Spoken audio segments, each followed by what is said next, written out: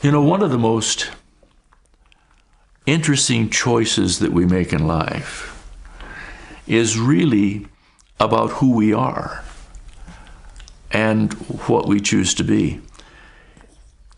This generation and the previous generation and the previous generation before that, one of the biggest problems that they have all had and that young people today have is in just their identity of who they are and what they choose to be.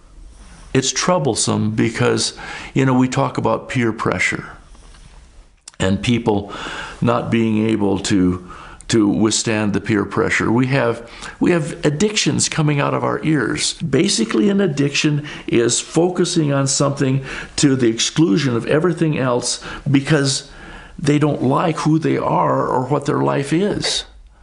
My mom was a very interesting little gal. She was a farm wife. She was 20 years younger than my dad. She was his second wife. She was kind of funny. One time we had an old turkey that was just the meanest stinking turkey that you ever saw. Well, one time he made a mistake. My mom was walking across the yard to the barn, and this old turkey decided he was going to take her on. And so he put his wings down and he stuck his old head forward and he gobbled and he started running at her.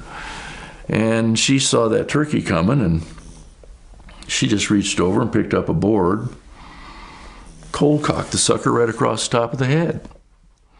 The old turkey sat back on his haunches and kind of reeled around and fell over on his side. And my mom, telling the story, said, you know, I thought that I killed the turkey. It scared me to death. But he kind of came to, and for about a week he didn't walk straight. He just kind of walked sideways and walked sideways the other way. And Mr. Shank came in. She always referred to my dad as Mr. Shank. Came in and she says, I wonder what's the matter with that turkey. And Mom said, well, I don't know. He's just kind of walking funny. Thank goodness, as she's telling the story, thank goodness that old turkey kind of straightened up. But I figured that I better be a little bit more careful how I discipline the livestock. But the fascinating thing about her, she knew who she was, and she had a substance to her that was interesting in the way she handled any criticism or any challenge to a decision that she made or something that she said.